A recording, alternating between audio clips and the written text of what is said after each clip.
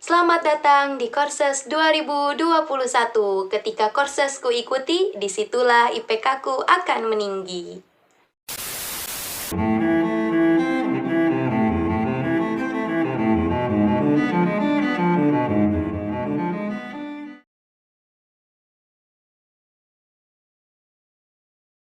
Baik, bismillahirrahmanirrahim. Assalamualaikum warahmatullahi wabarakatuh. Pada kursus kali ini, kita akan membahas mengenai materi-materi genetika dasar pada mata kuliah di semester 3 ya. Perkenalkan, nama saya Sofia Setiadawi Astiawan dari Agroteknologi 2019. Di kursus Stage 3 ini, aku ngisi materi di genetika dasar. Sebelumnya, kita harus kenal dulu nih, genetika itu apa gitu ya teman-teman. Genetika itu adalah singkatnya seperti ini. Genetika merupakan ilmu yang mempelajari tentang hereditas atau pewarisan sifat. Itu biar lebih mudah kalian ingat gitu ya. Genetika adalah ilmu yang mempelajari tentang hereditas atau pewarisan sifat. Tapi di Fakultas Pertanian ini pewarisan sifat yang kita dalami itu adalah pewarisan sifat pada tumbuhan gitu. Oke. Pada kesempatan kali ini, muatan materi pada genetika dasar yang akan saya sampaikan, yang pertama itu adalah tentang mekanisme dan reproduksi sel. Yang kedua, hukum pewarisan sifat atau hukum Mendel, baik itu hukum Mendel 1 dan hukum Mendel 2. Kemudian yang terakhir ada interaksi gen. Langsung saja ya, kita jabarkan satu-satu. Yang pertama itu ada mekanisme sel. Mekanisme sel ini kita harus mengetahui dulu substansi genetik. Kita harus mengetahui dulu mengenai substansi genetik. Seperti biasa kita harus mengetahui dulu definisinya ya. Definisi dari substansi genetik itu adalah merupakan suatu unit di dalam sel di mana unit ini berperan dalam pewarisan sifat menurun atau hereditas. Nah, substansi genetik ini disebut dengan istilah gen gitu teman-teman ya. Ini aku tulis di sini ya, gen. Di mana gen ini itu terdapat di dalam kromosom gitu. Nah, kromosom itu adanya di mana? Di dalam inti sel atau nukleus. Gen ini merupakan senyawa asam nukleat atau polinukleotida di mana senyawa asam nukleat itu ada dua teman-teman, ada DNA dan RNA. Sebenarnya baik DNA maupun RNA itu mempunyai fungsi yang beda dalam kasus hereditas. Tetapi di sini saya tidak akan menjelaskan lebih jauh mengenai DNA dan RNA teman-teman karena tentang replikasi DNA maupun RNA itu sudah kalian pelajari lebih jauh di mata kuliah biokimia gitu. Jadi menurut saya kalian sudah tahu kali ya mengenai replikasi DNA mah. Jadi nggak usah dijabarkan di sini gitu. Baik, langsung saja gitu ya. Kita berkenalan dulu dengan sel gitu di genetikanya. Utamanya pada mekanisme kromosom. Di sini saya tabelkan gitu biar lebih mudah gitu ya teman-teman. Jadi pada manusia itu baik cewek ataupun cowok itu punya autosom dan kromosom seks. Jadi kandungan kromosom cowok dan cewek itu beda. Gampangnya gini, kita bagi 4 tabel kayak di PPT ini ya teman-teman. Yang pertama itu ada sel somatik atau sel tubuh yang bersifat diploid, dan sel gamet atau sel gonad atau sel kelamin yang bersifat haploid. Di mana sel somatik ini untuk pria itu punya 46 kromosom yang terdiri atas 23 pasang. Jadi 46 kromosom ini sebenarnya berpasangan gitu teman-teman, ada 23 pasang. Nah, 23 pasang ini itu terdiri dari 22 pasang autosom dan 1 pasang gonosom. Biasanya 22 pasang autosom ini itu kariotipenya 22 A besar atau bisa juga ditulis dengan jumlahnya ya teman-teman, 44 A besar dan 1 gonosom XY. Untuk sel gametnya, untuk pria ini kan tadi udah dijelasin bahwa sel somatik atau sel tubuh itu 2N, sedangkan sel gamet itu setengah dari sel tubuh gitu ya. Jadi dia hanya punya 23 kromosom atau 23 kromosom ini itu terdiri dari 22 autosom dan 1 gonosom. Kariotipenya biasa ditulis dengan 22A besar ditambah gonosomnya X atau Y. Kan laki-laki itu kariotipenya bisa ditulis X atau Y. Kemudian untuk wanita, sel somatik atau sel tubuhnya itu terdiri sama ya teman-teman, kan manusia. Jadi sama gitu, ada 46 kromosom yang terdiri dari 23 pasang, di mana 23 pasang ini terdiri dari 22 pasang autosom dan 1 pasang gonosom. 20 di mana 22 pasang autosom ini biasa ditulis dengan karyotipe 22 A besar atau ditulis dengan jumlahnya 44 A besar dan gonosomnya XX. Kemudian sel gamet untuk wanita ini setengah dari sel somatik tadi, 23 kromosom atau yang terdiri dari 22 autosom dan 1 gonosom dan karyotipenya 22 A ditambah untuk wanita itu hanya X. Kita lanjut ke fertilisasi. Fertilisasi atau biasa disebut dengan pembuahan. Fertilisasi ini definisinya adalah peluburan dua gamet, jantan dan betina yang menghasilkan sel baru zigot. Nah, saya di sini tuliskan fertilisasi pada manusia ya, teman-teman. Ini secara umum aja. Kan gamet pada manusia itu sperma ya, sperma dan ovum. Sperma ini gametnya itu haploid, ovum juga haploid. Nah, ketika sperma dan ovum ini mengalami fertilisasi, dia akan membentuk zigot yang bersifat diploid atau 2N.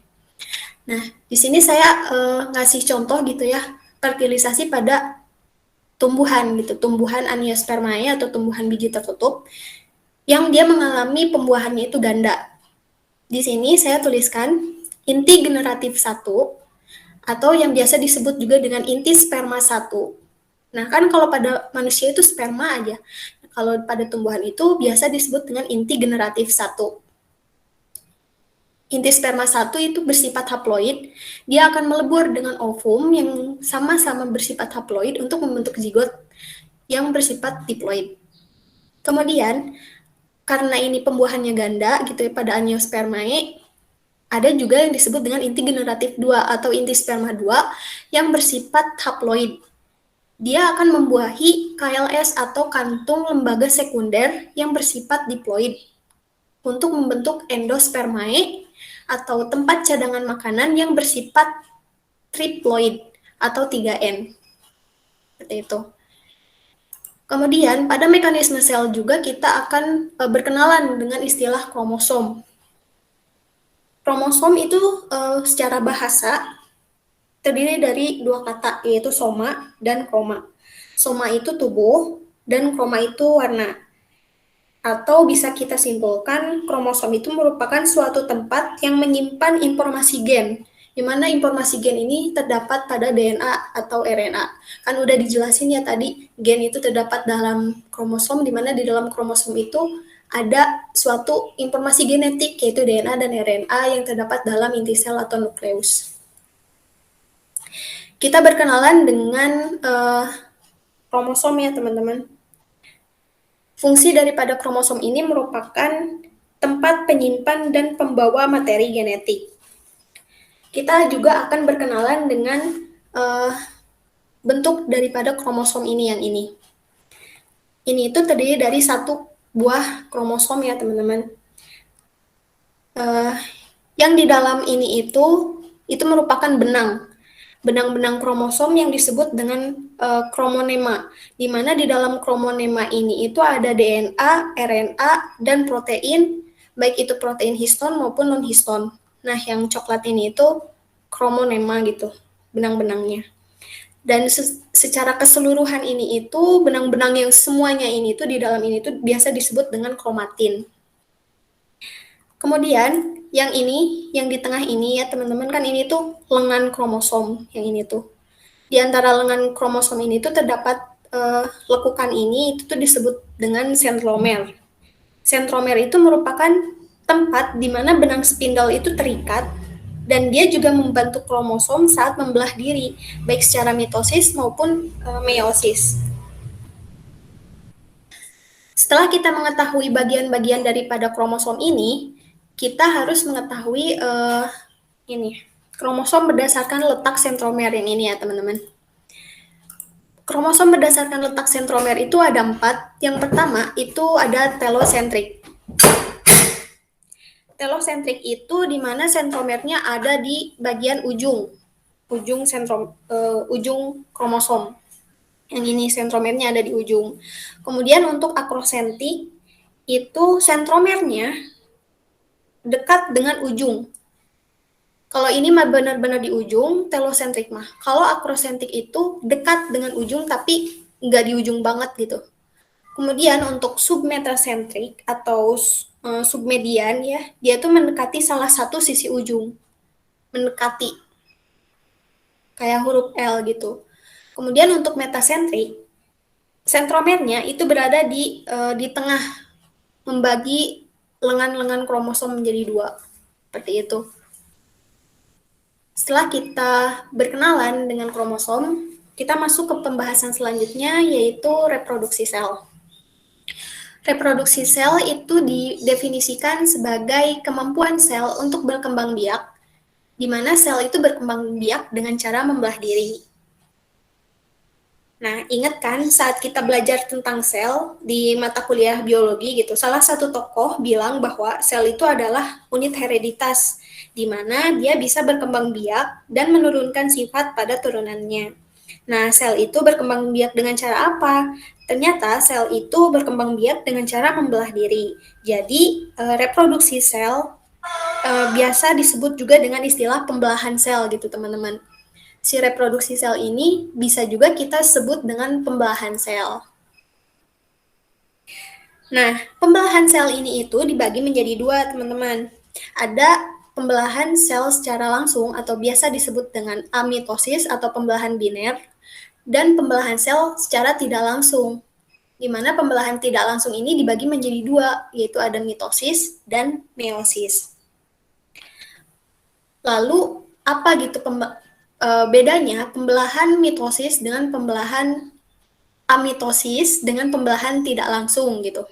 Yang langsung itu punya ciri-ciri, teman-teman.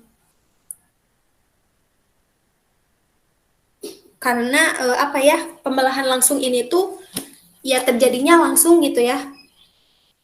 Yang pertama itu dia tidak melewati fase-fase pembelahan.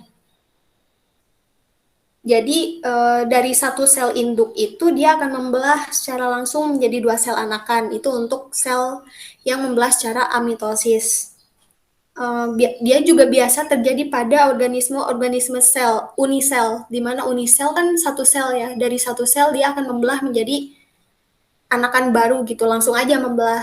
Nah, kalau yang tidak langsung mah punya 2 gitu, punya tahap-tahapannya lagi daripada mitosis dan meiosis. Nanti kita akan berkenalan dengan istilah mitosis dan meiosis di slide selanjutnya. Nah, sebelum kita mendalami pembelahan secara tidak langsung ini, kita harus kenal dulu dengan istilah siklus sel, di mana istilah siklus sel ini terjadi 2 tahapan gitu, teman-teman. Ada yang pertama tahap interfase dan tahap mitotik atau mitosis gitu ya.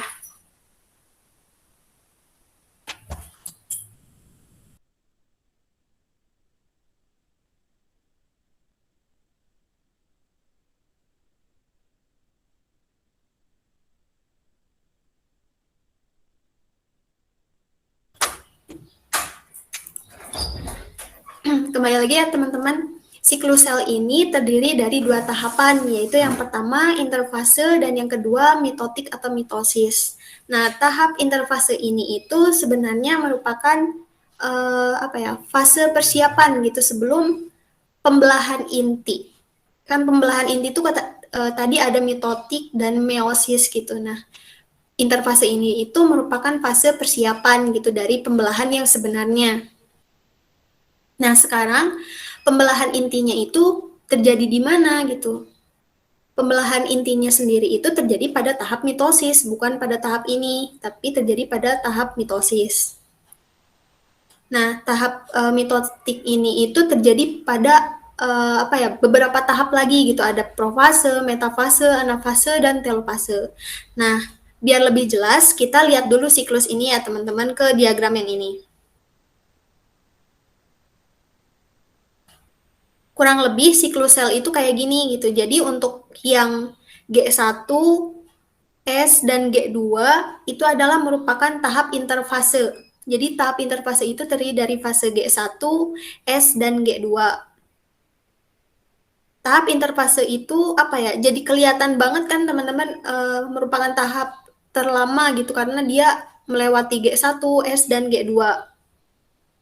Daripada tahap intinya sendiri gitu, daripada tahap mitosis, ya interfase ini tuh lebih lama karena dia melewati fase-fase si 3 ini gitu. Apa sih gitu teman-teman G1, S, dan G2 ini? G1 itu atau tahap gap 1 atau pertumbuhan primer, fase S itu fase sintesis, kemudian G2 itu gap 2 atau fase pertumbuhan sekunder. Kalau mitosis itu kan tadi aku udah spill ya bahwa dia tuh terjadi lagi beberapa tahap.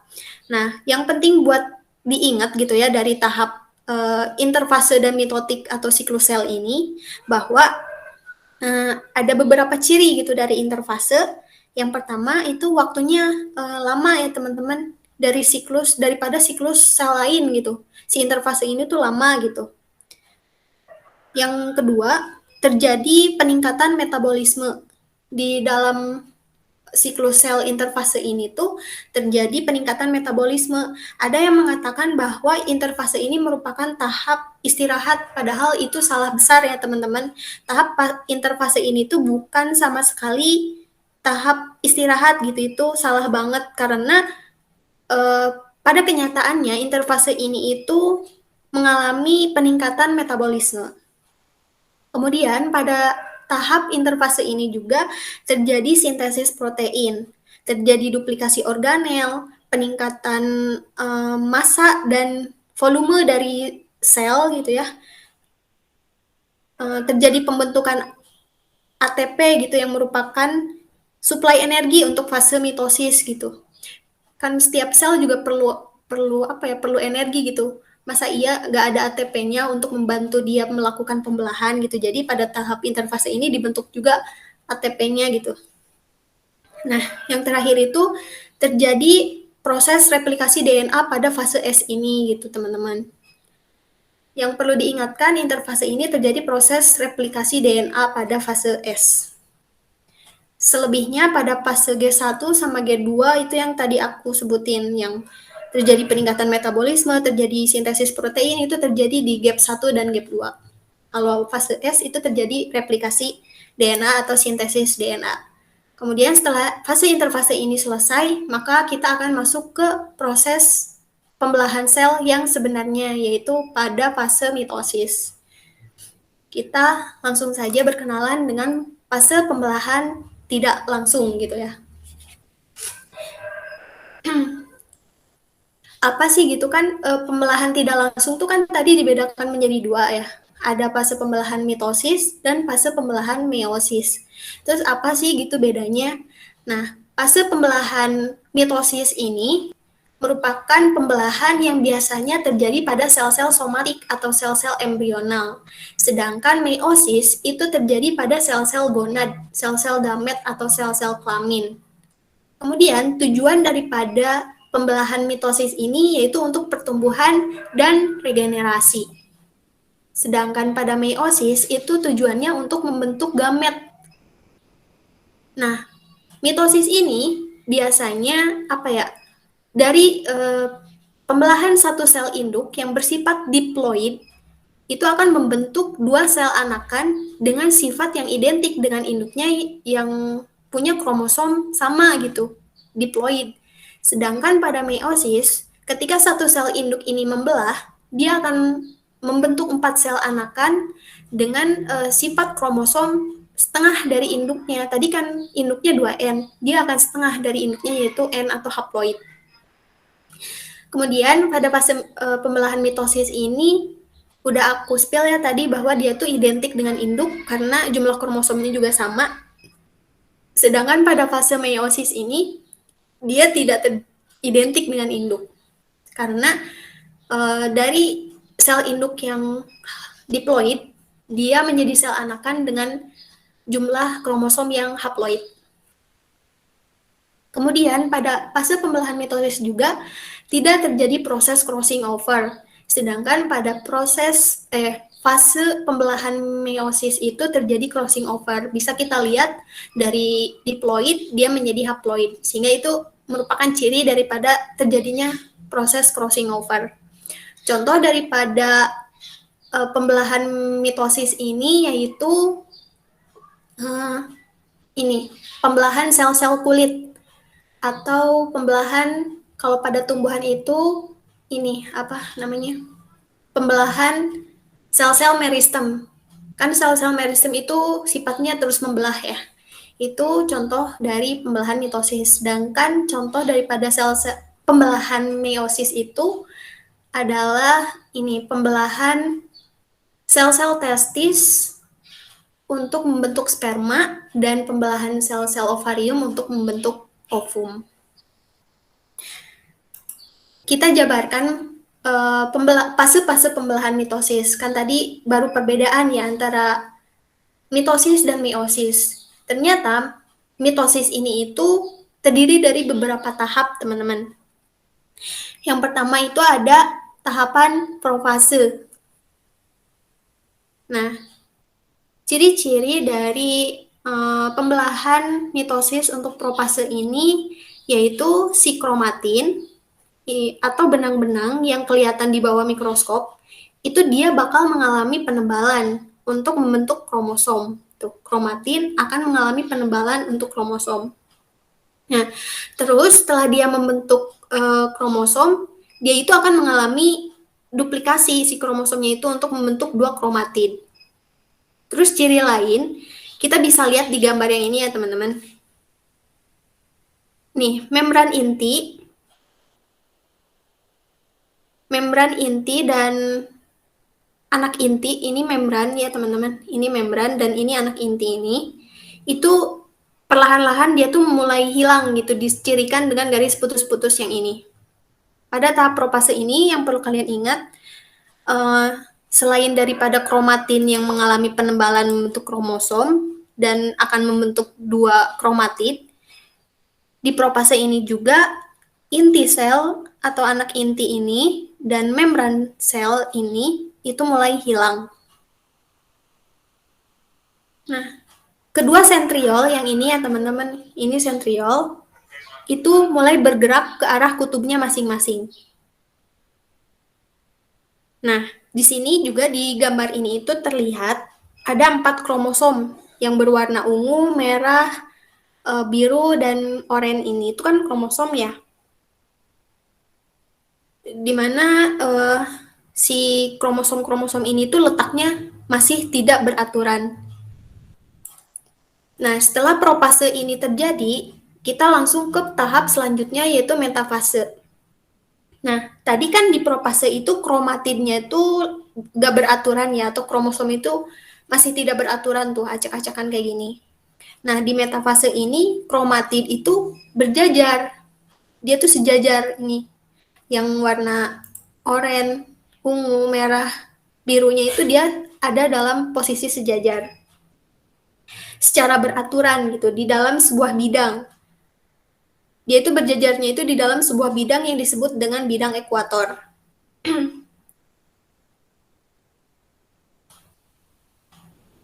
Nah, kita lihat lagi gini ya, di gambar, si masing-masing kromatid ini itu, apa ya, menempati penjuluran daripada benang-benang ini nih. Garis-garis ini tuh disebut dengan benang-benang spindle. Kita lihat nih, yang warna oranye, dia terikat pada benang ini, yang warna ungu terikat pada benang ini. Jadi tiap kromatid itu punya benangnya sendiri gitu, nggak nyatu gitu. Itu juga jadi ciri daripada tahap metafase pada pembelahan mitosis. Kemudian setelah terjadi fase apa sih ini? Pada metafase gitu ya. Selanjutnya ada tahap anafase. Nah, pada tahap anafase ini itu terjadi pemendekan benang spindle dan kromatid itu mulai berpisah ke arah kutub masing-masing. Kita lihat gambar aja biar gampang gitu ya. Benang spindle tadi kan dia itu pada nyatu ya di metafase. Selain itu kromatid juga kan tadi nyatu gitu kan. Nah, sekarang tuh si kromatid mulai berpisah gitu, mulai mulai menuju ke arah kutubnya masing-masing ke sini. Benang-benang spindle ini yang warna hitam ini tuh mulai mendek gitu di fase anafase.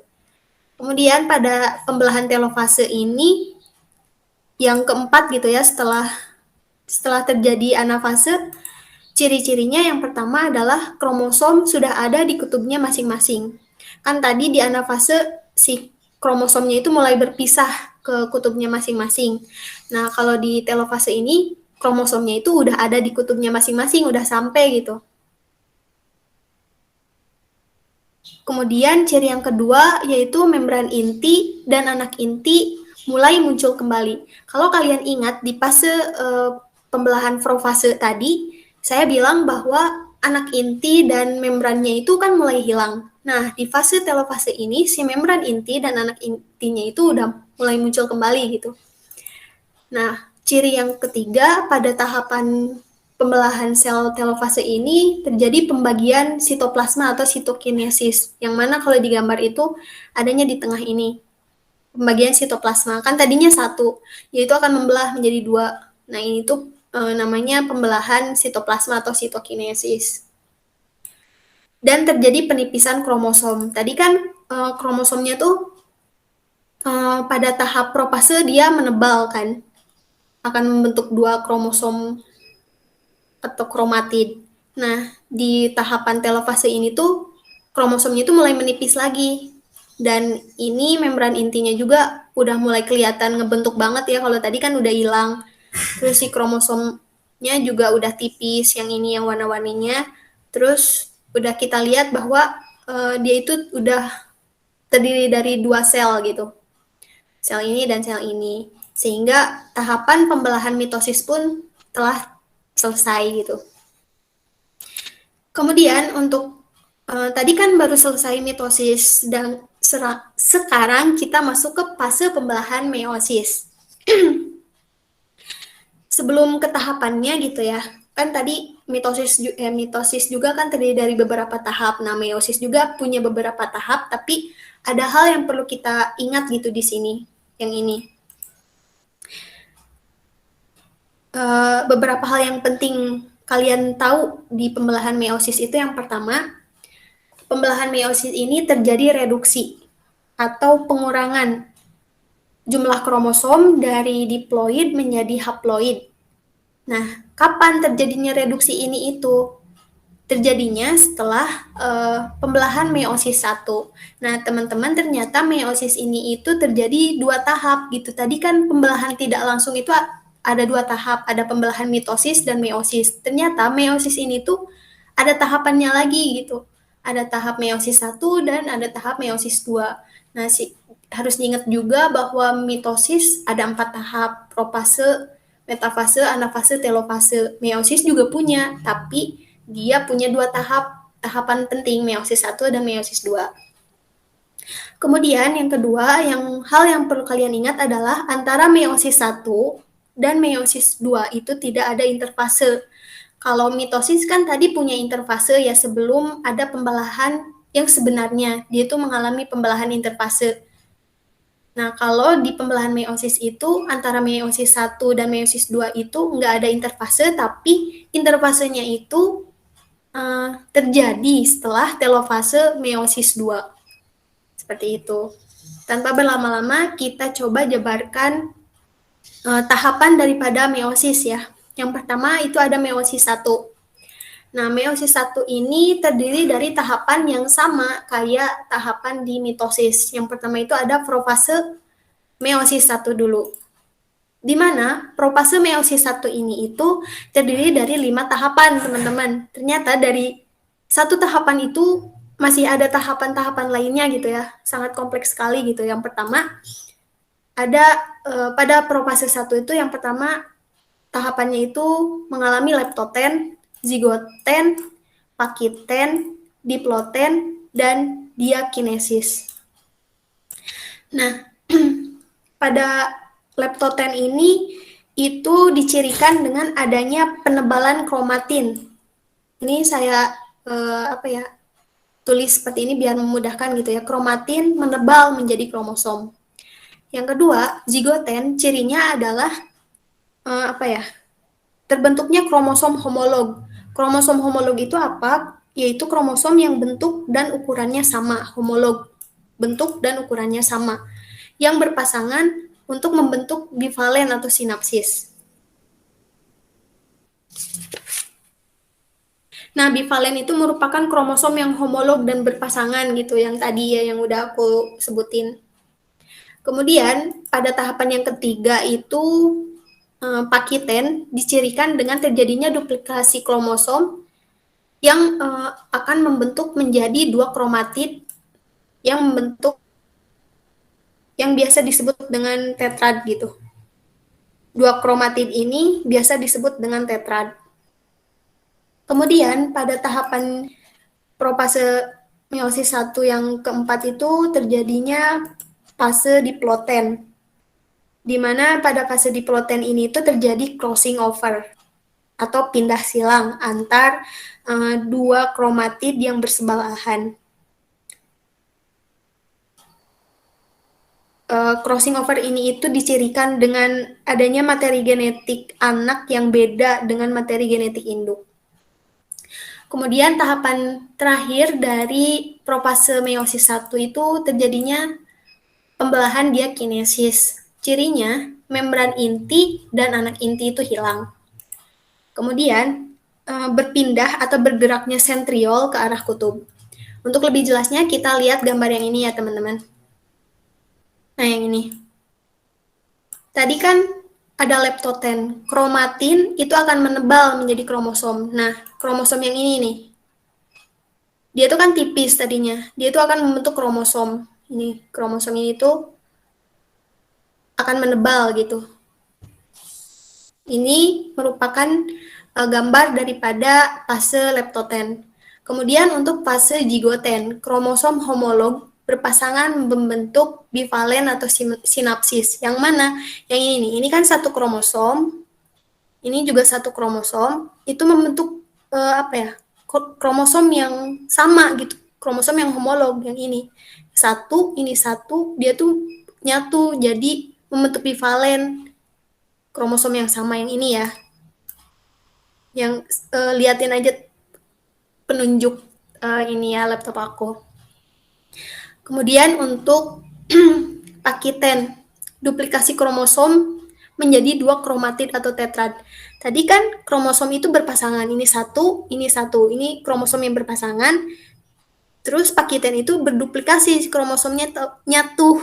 Ini satu kromosom, ini satu kromosom. Jadi ada dua kromatid yang biasa disebut dengan tetrad. Ini satu, ini satu. Ini tuh tetrad disebutnya yang ini, dua ini tuh. Nah, pada fase diploten terjadi crossing over. Di gambar ini, dilihatin di gambar yang mana? Yang ini, teman-teman, yang dilingkari ini.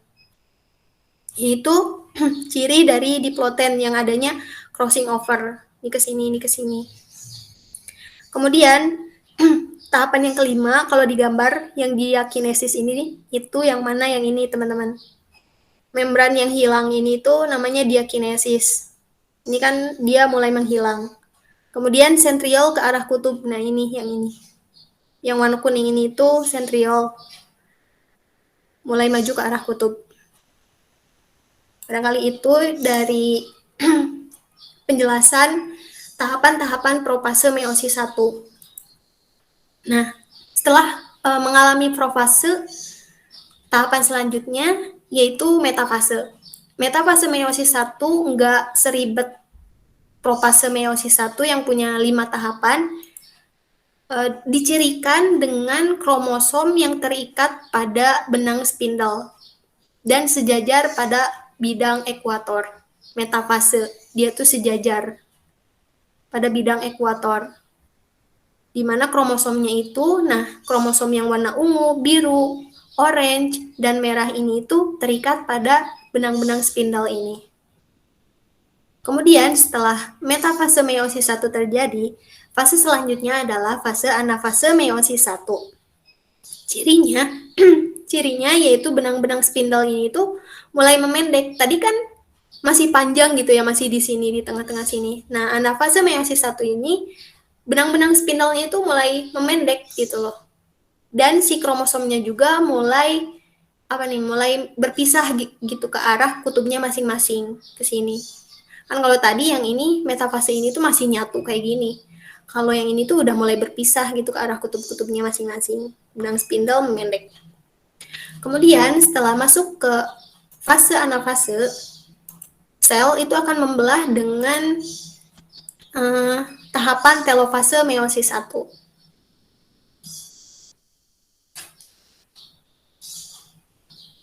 Nah, pada tahapan telofase meiosis 1 ini dicirikan dengan kromatid ada di kutubnya masing-masing. Kan kalau ini mah belum sampai gitu ya. Kalau ini mah si kromatidnya tuh udah sampai ke kutubnya masing-masing.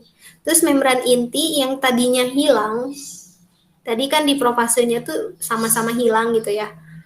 Nah, di telofase ini tuh membran intinya tuh mulai muncul lagi gitu.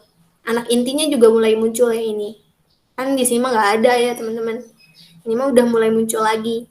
Dan terjadi sitokinesis atau pembelahan sitoplasma yang ini. Sehingga dia itu berbentuk dua sel, satu sel dengan punya inti selnya masing-masing seperti itu. Nah, pada tahap meiosis 1 dan meiosis 2 itu ada tahap yang disebut dengan tahapan interkinase atau yang biasa disebut dengan tahap antara. Sebenarnya ciri-ciri dari interkinase ini sama dengan fase interfase di mitosis yang tadi ya. Cuman bedanya itu pada interkinase ini itu tidak ada replikasi DNA. Kalau di interfase tadi kan ada replikasi DNA. Nah, kalau di interkinase ini tuh tidak ada replikasi DNA. Nah, setelah memasuki tahap interkinase, si sel ini tuh akan masuk ke proses pembelahan meiosis 2, teman-teman. Di mana fase pembelahan meiosis 2 ini itu terjadi beberapa tahap lagi, mulai dari profase, metafase, anafase, dan telofase. Kita coba jabarin lagi ya. Untuk profase meiosis 2, cirinya apa gitu. Nah, di sini aku tulisin. Terjadinya penebalan kromatin menjadi kromosom ini tuh. Salah aku. Harusnya dari sini, kromatin itu terjadi penebalan menjadi kromosom. Kromosom yang terdiri dari 2 kromatid. Nah, apa bedanya profase meiosis 1 dengan profase meiosis 2? Kalau di profase meiosis 1 itu kromosom bersifat diploid. Kalau di profase meiosis 2, karena telah terjadi pembelahan, jadi dia itu bersifat haploid. Ini N. Lalu, pada profase meiosis 1 kan tadi terjadi crossing over ya pada fase diploten, kalau kalian ingat. Nah, kalau pada profase meiosis 2 ini itu tidak terjadi proses crossing over. Kemudian setelah mengalami tahapan pembelahan profase meiosis 2, tahapan selanjutnya adalah metafase meiosis 2.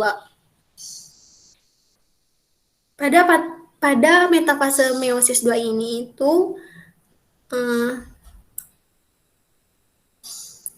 ciri-cirinya adalah kromosom ini terdiri dari 2 kromatid yang masih bersifat haploid. Kemudian, karena namanya metafase, kayak tadi aja gitu, kromosomnya itu nyatu gitu ya, sejajar di bidang yang disebut dengan bidang ekuator yang ini. Dan kromosom ini terikat pada benang-benang spindle yang ini, yang warna hitam, yang menjulur dari kromosom warna oranye ini ke sentriol, itu namanya benang-benang spindle. Kemudian tahapan selanjutnya pada meiosis 2 yaitu ada anafase meiosis 2. Nah, cirinya adalah kromosom terdiri dari 2 kromatid. Dan kromatid telah terpisah ke kutub masing-masing dan terjadi pemendekan spindle. Sama aja sih ya sebenarnya. Kromosom terdiri dari 2 kromatid. Kromatid telah terpisah ke kutubnya masing-masing. Nggak kayak tadi di metafase meiosis 2 yang masih sejajar dan nyatu gitu. Nah, kalau ini mah kromatidnya udah pada pisah, udah menuju ke kutubnya masing-masing. Kemudian benang spindle yang tadinya panjang ini tuh udah memendek. Setelah anafase, tahapan selanjutnya yaitu telofase meiosis 2. Cirinya adalah anak inti dan membran mulai muncul lagi. Yang mana? Yang ini anak inti, ini membran inti udah mulai muncul-muncul lagi. Nah, kromatid juga udah ada di kutubnya masing-masing, udah nyampe gitu. Kalau tadi belum nyampe, yang ini udah nyampe. Kromatidnya tuh udah ada di kutubnya masing-masing, udah di sini, udah ada di sini. Kemudian terjadi sitokinesis atau pembelahan sitoplasma. Sebenarnya sama-sama aja sih untuk gambarnya mah. Nah, karena materi untuk pembelahan sel itu udah selesai, kita lanjut ke materi genetika yang mungkin kelihatannya banyak hitungannya. Sebelum itu, kita harus tahu dulu terminologi istilah-istilah yang ada dalam genetika. Yang pertama itu ada parental. Parental atau yang biasa disebut dengan induk atau tetua. Kemudian ada filial. Filial itu anak. Filial itu biasanya ada dua, ada F1, ada F2. Ada anak pertama, ada anak kedua, ataupun anak selanjutnya. Kemudian ada yang disebut dengan istilah penotip. Penotip itu adalah sifat yang tampak, sifat yang kelihatan, kayak misalnya tuh warna rambut, warna kulit, warna bunga, itu sifat yang tampak. Kemudian genotip. Genotip itu merupakan sifat yang tidak tampak, misalnya kayak tadi warna rambut. Misalnya warna rambut Sophia hitam, digenotipkan, biasanya dinotasikan dengan huruf gitu. Misalnya kan tadi hitam tuh H besar misal. Tuh. Kemudian ada istilah homozigot. Homozigot itu merupakan sifat induk yang genotipnya terdiri dari gen-gen yang sama. Homo itu kan sama. Kalau heterozigot itu merupakan sifat induk yang genotipnya itu terdiri dari gen-gen yang beda. Hetero kan beda. Kemudian alel. Alel itu apa sih? Alel itu merupakan anggota dari sepasang gen atau bisa juga disebut dengan pasangan. Alel sama dengan pasangan. Dominan itu apa? Dominan itu menang dan resesif itu kalah. Ini merupakan istilah-istilah yang istilahnya harus di luar kepala ketika kalian berkenalan dengan genetika dasar mungkin ya. Nah, sebelum kita masuk ke hukum-hukum genetika, kenalan dulu yuk sama bapak genetika gitu ya. Siapa sih gitu yang nyiptain genetika atau mencetuskan adanya ilmu genetika dasar? Nah, namanya tuh Johann Gregor Mendel atau nama panggilannya Mendel mungkin ya. Nah, Mendel ini itu melakukan eksperimen membastarkan tanaman yang punya sifat beda gitu. Tanaman apa sih yang dia pakai gitu? Nah, tanamannya itu merupakan tanaman kacang kapri atau ercis. Kenapa harus ercis? Karena ercis itu punya sifat pasangan yang mencolok. Kemudian ercis ini itu mudah melakukan persilangan. Dia juga bisa melakukan penyerbukan sendiri dan cepat cepat menghasilkan keturunan. Apa aja yang dia amati di kacang ercis ini itu? Sifat apa aja yang dia amati itu? Yang pertama ada warna bunga atau kulit biji, warna biji, bentuk biji, warna polong, bentuk polong, tinggi batang, dan kedudukan bunga. Sehingga dari penemuan si Mendel ini itu dia bisa menghasilkan suatu hukum. yang biasa disebut dengan hukum Mendel. Di mana hukum Mendel ini itu ada dua, ada hukum Mendel 1 dan hukum Mendel 2. Nah, kita coba kenalan sama hukum-hukum Mendel 1 dan hukum Mendel 2 ya. Hukum Mendel 1 yang biasa juga disebut dengan hukum segregasi. Bunyinya seperti apa? Seperti ini. Dalam pembentukan gamet, gen-gen yang sealel itu akan mengalami segregasi. Dalam pembentukan gamet, gen-gen yang sealel akan mengalami segregasi. Tadi kan kita udah kenalan nih sama alel. Berarti gen-gen yang berpasangan itu akan mengalami segregasi, teman-teman. Segregasi itu perpisahan. Ternyata pada gen-gen juga terjadi perpisahan. Setiap yang berpasangan itu akan mengalami perpisahan, teman-teman. Ingat, yang sealel akan mengalami perpisahan. Keren banget namanya, alel akan mengalami segregasi. Contohnya seperti apa? Contohnya gini, ada suatu parental atau induk yang bergenotipe A besar dan A kecil. Kan ini tuh berpasangan ya, pasangannya tuh A besar dan A kecil. Di mana gametnya itu akan terbentuk menjadi A besar dan A kecil. Yang semulanya berpasangan atau sealel A besar A kecil, kemudian akan bersegregasi menjadi A besar dan A kecil. Nah, biasanya hukum ini itu terjadi pada persilangan monohibrid. Nanti kita akan kenalan sama jenis-jenis persilangan. Ini kan sederhana banget ya, A besar A kecil bersegregasi menjadi A besar dan A kecil. Hukum si Mendel ini tuh sangat identik dengan persilangan monohibrid. Nah, di sini kita akan berkenalan dengan jenis-jenis persilangan, teman-teman. Ada banyak sebenarnya, tapi di sini yang saya sebutkan itu ada 5. Ada monohibrid, dihibrid, backcross, testcross, dan intermediate. Monohibrid itu apa? Monohibrid itu merupakan jenis persilangan dengan satu sifat beda, mono satu, hibrid persilangan. Dihibrid merupakan persilangan dengan dua sifat beda, di itu dua, hibrid itu persilangan. Backcross itu apa? Backcross itu merupakan persilangan suatu hibrid dengan salah satu parental untuk mengetahui sifat genetis daripada suatu karakter. Lalu testcross ini apa? Testcross ini merupakan persilangan suatu individu yang belum diketahui genotipnya dengan individu bergenotip homozigot resesif. Testcross ini itu biasa dilakukan untuk mengetahui sifat karakter apa gitu, genotipnya tuh homozigot atau heterozigot gitu. Kemudian intermediate. Intermediate ini merupakan persilangan yang nanti tuh ada yang namanya tuh dominan tidak sempurna. Nanti kita kenalan di interaksi gen mungkin ya. Nah,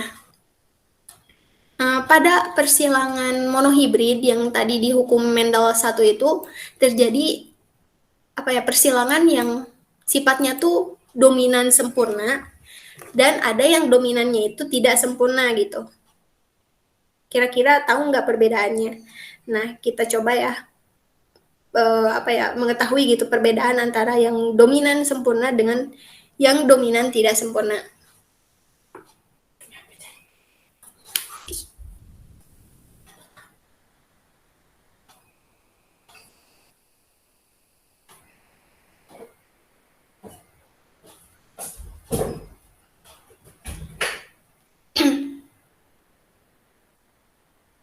Nah, pada kasus dominan sempurna ini itu maksudnya apa gitu ya? Ingat ya teman-teman, ini tuh dominan sempurna untuk persilangan pada jenis persilangan monohibrid yang biasa dipakai di hukum Mendel 1.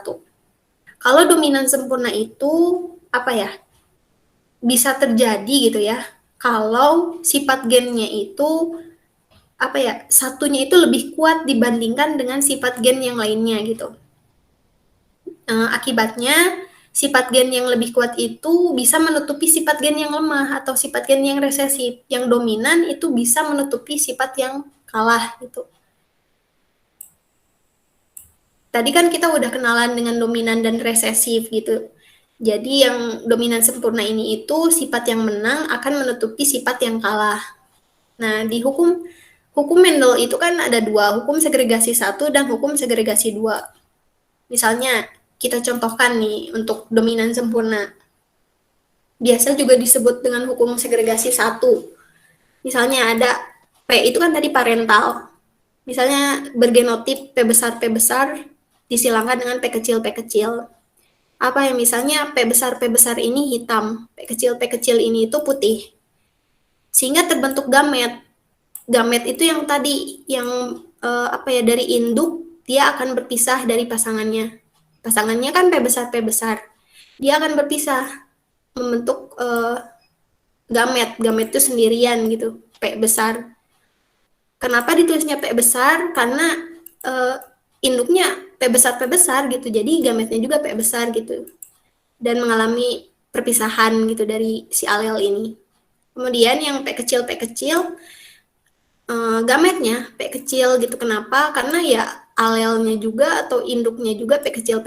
Jadi gametnya P kecil. Kemudian ketika kita mencari anaknya atau anakan pertama, kita silangkan saja P besar dengan P kecil ini. Gamet ini kan tadi P besar, berarti dia hitam. Kalau P kecil itu putih. Jadi F1-nya ini hitam gitu. P besar P kecil, 1 P besar P kecil itu hitam. Kemudian untuk hukum segregasi 2, di mana kita tuh pada hukum segregasi 2 ini untuk dominan sempurna akan mencari anak dari si F1 ini. Jadi si F1 ini tuh pengen punya anak kedua, misalnya si F1 juga pengen punya anak gitu. Berarti induknya itu F1 yang ini disilangkan dengan F1-nya lagi. F1 ini kan tadi P besar, P kecil, disilangkan dengan P besar dan P kecil. Nah, untuk gametnya, karena dia itu punya alelnya tuh kan berpasangannya itu beda gitu, ada P besar dan P kecil, sehingga gametnya pun ada dua kayak tadi kan A besar A kecil, gametnya A besar dan A kecil. Ini juga sama, karena si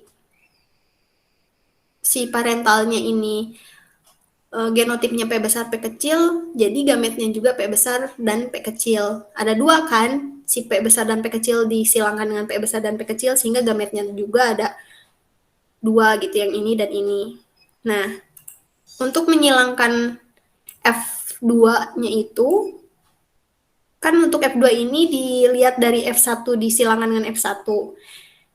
Ini menurut saya sih kalian juga udah tahu kali ya untuk persilangannya P besar dengan P besar, 1 P besar. Kayaknya udah di luar kepala sih untuk persilangannya ini. P besar dengan P kecil, jadi 1 P besar P kecil. Yang ini P kecil dengan P besar, 1 P besar dan P kecil. Kenapa ditulisnya P besar dulu? Karena yang tadi gitu, yang disebutkan bahwa dominan sempurna si hitam ini itu menutupi sifat yang kalah si putih ini. Kemudian yang terakhir P kecil disilangkan dengan P kecil, sehingga membentuk 1 P kecil P kecil. Ini kan kayak kepanjangan gitu ya teman-teman. Kita bisa sederhanakan menjadi 1 P besar, karena si P besar dan P kecilnya ini ada dua, bisa kita tulis dengan 2 P besar P kecil dan 1 P kecil P kecil. Ini untuk rasio genotip atau sifat yang tidak tampak. Lalu bagaimana sifat rasio penotipnya? Kita bisa tulis di sini tuh 1 P besar kan tadi hitam. Kemudian 2 P besar dan P kecil. Nah, P besar dan P kecil ini kan dominannya sempurna, berarti si hitam ini itu menutupi sifat yang kalah si putih ini. Jadi 2 hitam dan 1 P kecil ini putih. Atau bisa juga ditulis dengan 3 hitam, 1 putih. Itu namanya dominan sempurna. Kemudian apa bedanya dengan dominan tidak sempurna?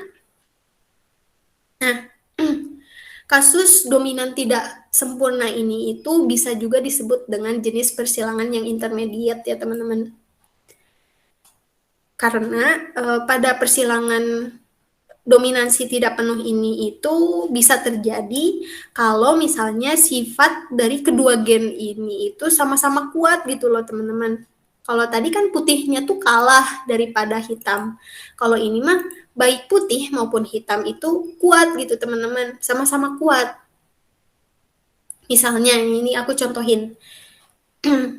Induk atau parental atau P ini yang dinotasikan dengan P, punya genotip hitam P besar P besar disilangkan dengan putih P kecil P kecil. Ingat ya, posisinya si orang tua ini tuh hitamnya kuat, putihnya juga kuat.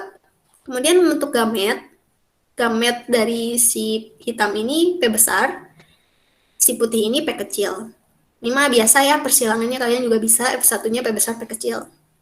Kemudian si F1 ini pengen punya anak lagi nih, sehingga parental keduanya itu dari F1 dikali dengan F1. F1-nya kan tadi P besar P kecil. P besar P kecil, P besar P kecil. Kemudian gamet keduanya sama kayak yang tadi sih. Karena alelnya juga P besar dan P kecil, sehingga gametnya juga ada P besar P kecil dan P besar P kecil. Nah, yang membedakan dominan sempurna dengan dominan tidak sempurnanya bisa kita lihat di sini. F2 terbentuk 1 P besar P besar, 1 P besar P kecil, 1 P besar P kecil, 1 P kecil P kecil. Kita bisa sederhanakan menjadi 1 P besar P kecil, 2 P besar P kecil, dan 1 P kecil P kecil.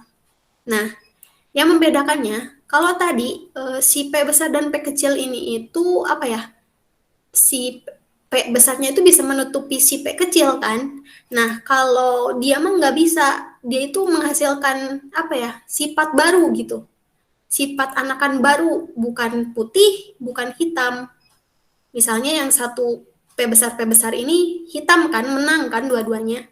Nah, kalau yang ini tuh hitam dan putih jadi abu misalnya. Tiba-tiba ada sifat anakan baru yang abu-abu gitu. Jadi dominannya tuh nggak sempurna.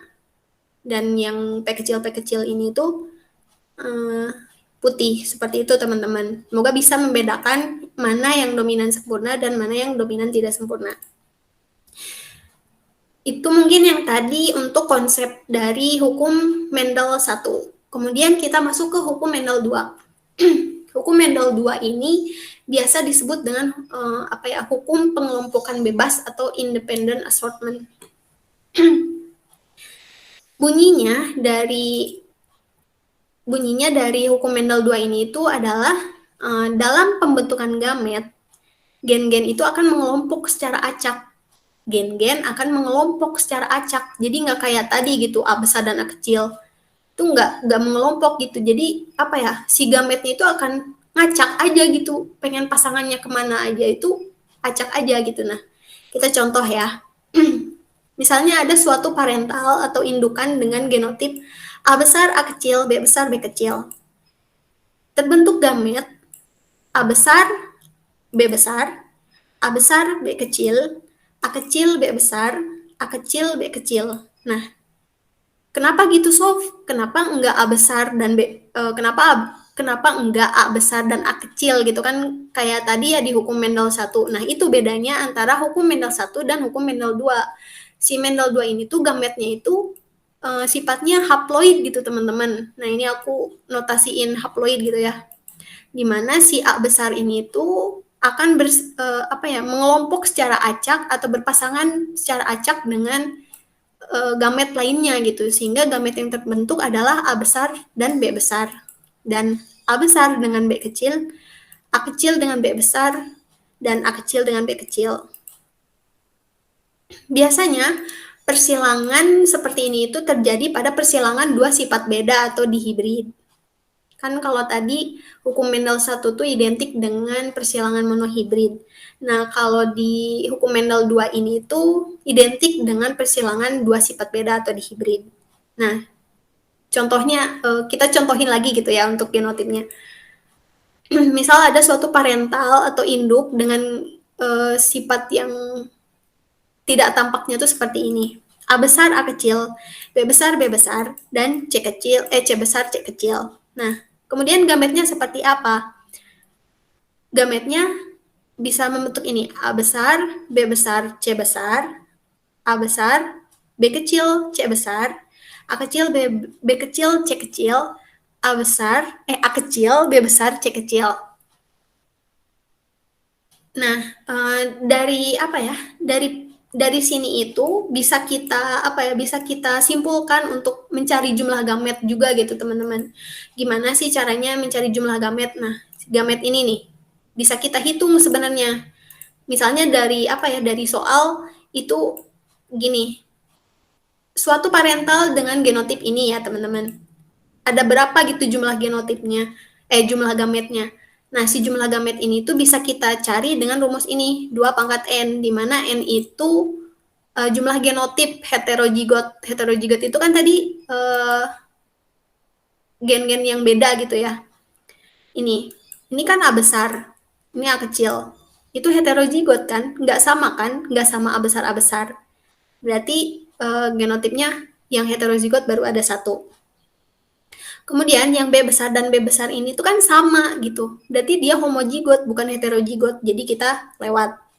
Kemudian untuk C besar dan C kecil ini tuh kan beda juga gitu. Sehingga dia heterozigot. Jadi kita hitung satu lagi. Sehingga tadi kan udah ada 1 tambah 1 berarti jumlah genotip heterozigotnya 2. Kita masukkan ke rumus ini, 2 pangkat 2. 2 pangkat 2 sama dengan 4. Kita lihat jumlah gametnya ini ada 1, 2, 3, 4. Berarti betul. Untuk jumlah gamet itu bisa dicari dengan rumus ini. Seperti itu.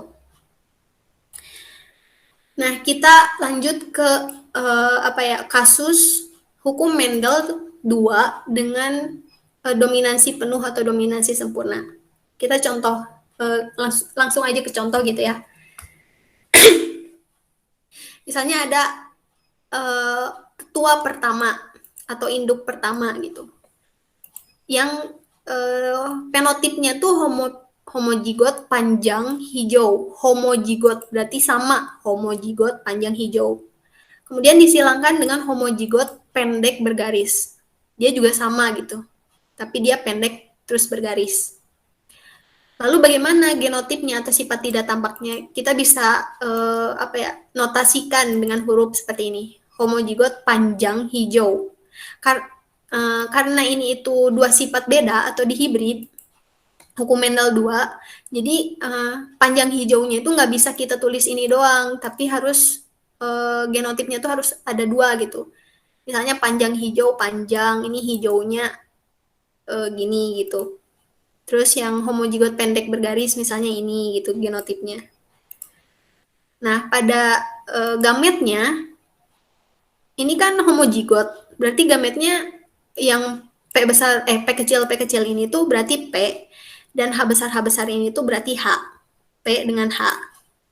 Kemudian yang ini juga sama gitu. P besar berarti gametnya P, H kecil berarti H kecil gitu.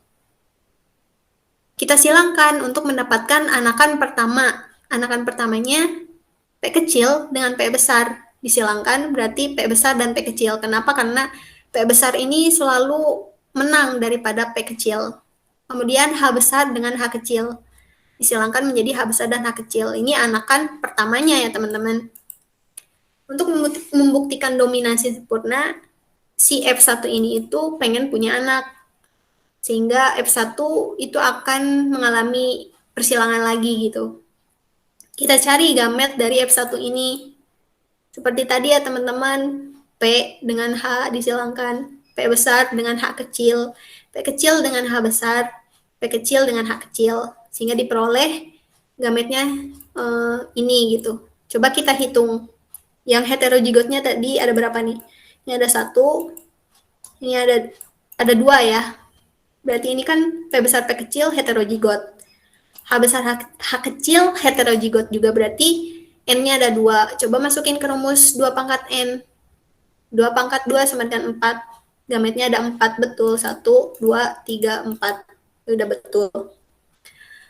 Karena si F1 ini tuh pengen punya anak, F2-nya berapa gitu.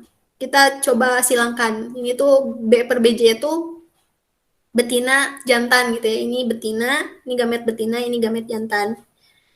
Sebenarnya ada ada persilangan metode kalau di SMA atau SMP itu namanya garpu. Kalau sekarang itu namanya branching gitu ya. Jadi kalian tuh bisa pakai yang kayak gini nih. itu lebih mudah. Tapi gimana enaknya kalian aja mau pakai tabel ataupun yang kayak gini itu it's all up to you gitu ya, mau pakai yang gini enaknya kayak gimana aja, yang penting kita bisa menentukan rasio fenotip dan genotipnya gitu. Ini aku contohin yang pakai tabel. Tadi kan si gamet ini, gamet F1 tuh ini kan ya, karena ini tuh gamet F1, di mana F1 ini akan disilangkan dengan dirinya sendiri gitu, F1 dengan F1, sehingga gamet jantan dan gamet betina ini sama gitu loh. Kalau disilangkan ya kalian juga bisa kalian silangkan ini dengan ini dengan ini dengan ini, sehingga diperoleh anakan F2 seperti ini gitu. Ini kan masih genotip ya teman-teman. Untuk menentukan fenotip atau sifat yang tampak daripada anakan yang ini itu kayak gimana gitu. Misalnya yang ini ya, P besar, P besar, H besar, H besar. P besar, P besar. Berarti kalau P besar itu pendek, ya kan? H besar itu apa? Hijau, pendek, hijau. Ini P besar apa? Pendek. H besar, H kecil, karena H ini menang terhadap H kecil, berarti pendek juga. Tapi kita cari yang kecil. Nah ini. P besar, P kecil. P besar ini menang terhadap P kecil gitu, sehingga dia itu merupakan pendek, H kecil, resesif atau kalah, oh my god. H kecil ini bergaris. Jadi dia ini pendek bergaris, seperti itu. Mungkin kalian bisa tulis sendiri fenotipnya di bawahnya gitu biar gak pusing. Kemudian bisa kita simpulkan rasio fenotipnya, ada yang pendek hijau, pendek garis, panjang bergaris. Pendek hijau, nanti kalian hitung nih yang tadi pendek hijaunya tuh ada berapa di sini. Biasanya yang persilangan F2 dengan dua sifat beda itu menurut hukum Mendel itu biasanya ada 9331. Kalau misalnya tidak terjadi kesalahan gitu ya, biasanya 9331. Biasanya. Itu untuk dominasi sempurna. Kemudian untuk dominasi tidak sempurna, kita misalkan di sini parentalnya itu A besar, A kecil, B besar, B kecil disilangkan dengan A besar, A kecil, B kecil, B kecil. Diperoleh gamet seperti ini kan. Nah, untuk persilangannya bisa kita pakai metode apa ya ini tuh, kalau misalnya di SMA mungkin metode Garpu kali ya. Itu biar memudahkan gitu. Kalian juga pasti bisa lah ya untuk persilangannya sendiri gitu. Dari persilangan ini tuh akan diperoleh rasio fenotip seperti ini. 1 bulat ros, 1 bulat putih, 2 opal ros, 2 opal putih, 1 lonjong ros, 1 lonjong putih.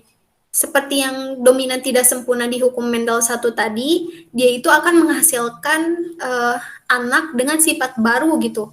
Gak kayak yang ini. Ini kan pendek hijau ada di sini gitu loh.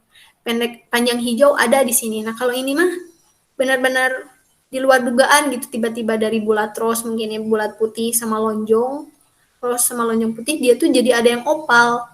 Itu namanya dominan tidak sempurna. Jadi, seperti itu mungkin ya untuk konsep dari materi hukum Mendel 1 dan 2. Kita masuk ke bahasan selanjutnya mengenai interaksi gen.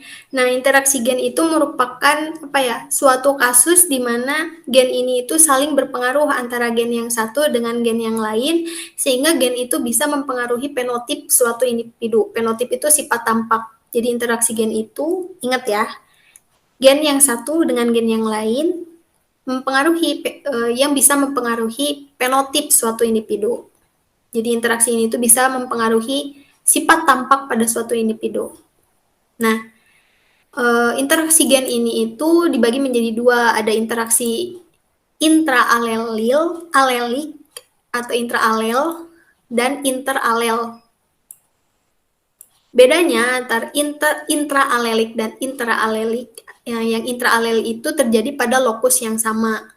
Nah, ternyata yang terjadi pada lokus yang sama ini itu dibagi lagi menjadi beberapa interaksi gen gitu. Yang pertama ada yang dominan tidak sempurna, yang udah aku jelasin tadi ya, yang di hukum Mendel. yang ini intermediate, yang tadi yang anaknya tuh tiba-tiba punya sifat yang baru gitu loh. Yang kedua itu ada kodominan. Kodominan itu apa sih gitu kan? Nah, kodominan itu merupakan ini ekspresi dua alel secara bersamaan yang kemudian menghasilkan fenotip yang berbeda. Di mana alel-alel kodominan ini biasanya ditulis dengan huruf kapital dengan tambahan huruf lain di atasnya.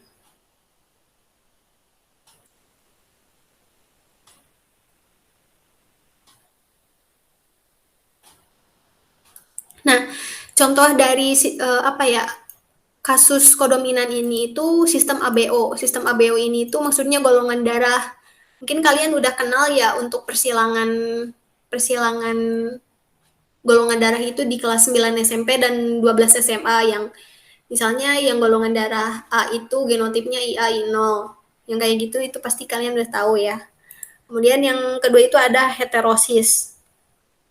Heterosis juga merupakan contoh daripada interaksi gen bagian kodominan. Kemudian ada juga alel ganda.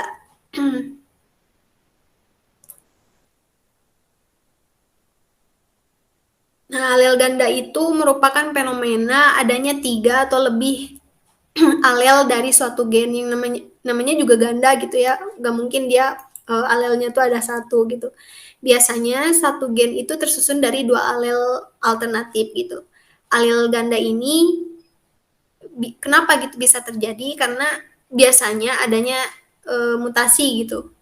Mutasi itu kan perubahan pada struktur molekul DNA. Nah, mutasi itu bisa menghasilkan banyak variasi alel. Jadi setiap kali ada alel yang lebih dari 2, itu akan diidentifikasi pada gen dalam populasi. Maka akan ada seri alel yang ganda gitu. Kemudian ada yang namanya gen letal.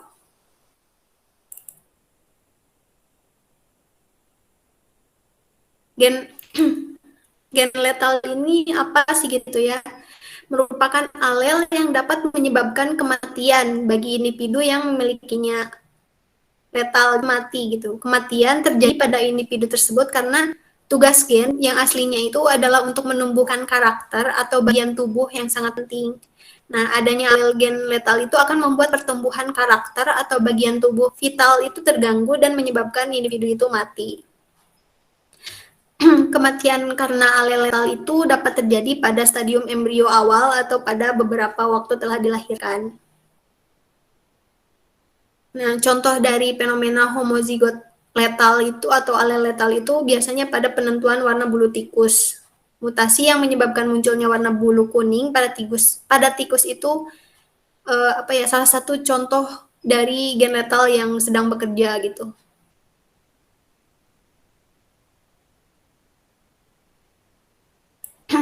Nah, yang ini nih. Di sini itu aku contohinnya itu defisiensi klorofil yang ini. Defisiensi klorofil atau defisiensi itu kan mati. Di sini tuh ada persilangannya ya. Misalnya parental atau induknya tuh Y besar, Y kecil dengan fenotip hijau kekuningan yang disilangkan dengan Y besar, Y kecil dengan fenotip hijau kekuningan. Anaknya yang pertama itu punya rasio genotip 1 Y besar, Y besar, 2 Y besar, Y kecil, dan 1 Y kecil, Y kecil. 1 Y besar itu hijau, 2 hijau kekuningan. Nah, yang 1 Y kecil itu dia mati gitu. Kenapa dia bisa mati? Karena terjadi defisiensi klorofil yang dimana defisiensi klorofil ini merupakan apa ya, bagian dari gen letal atau gen yang mati gitu.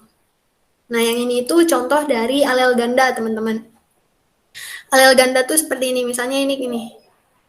Ini tuh genotipnya tuh kan gini ya, beda-beda gini. Itu keturunan pertama, keturunan kedua, ketiga, keempat gitu. Nah, tipe liar itu selalu dominan. Yang dominannya itu yang ini, agouti dan albino. Daripada tipe-tipe yang cincila atau Himalayan itu, dia itu enggak dominan gitu, kalah gitu daripada yang albino dan agouti. Sehingga ketika ada parental yang agouti dan albino ini disilangkan, dia akan menghasilkan tetap dominan gitu yang agouti. Itu yang namanya alel ganda tuh ini teman-teman. Pasangan-pasangannya itu ada ganda gitu. Keturunannya itu banyak gitu. Seperti itu mungkin. Nah, itu untuk interaksi gen intraalelik atau yang terjadi pada lokus yang sama.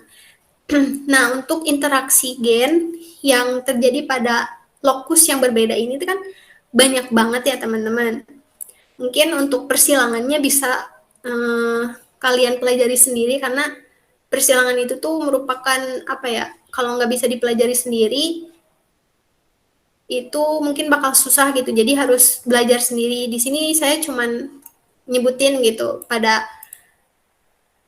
lokus yang berbeda ini ada pada interalel itu interaksi gennya itu yang pertama ada koepistasis, gen semiepistasis, isoepistasis, dominan epistasis, resesif epistasis, double resesif epistasis, dominan dan resesif epistasis. Mungkin kalian bisa search sendiri itu ya untuk materi yang itu karena kalau misalnya ini tuh dijelasin satu-satu itu waktunya juga nggak cukup.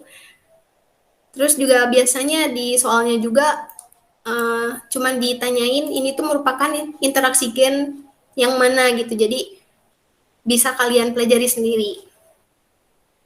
Seperti itu mungkin. Lagi pula yang epistasis dan hipostasis mungkin kalian sudah tahu ya di SMA. Nah, segitu aja mungkin ya dari kursus genetika dasar kali ini.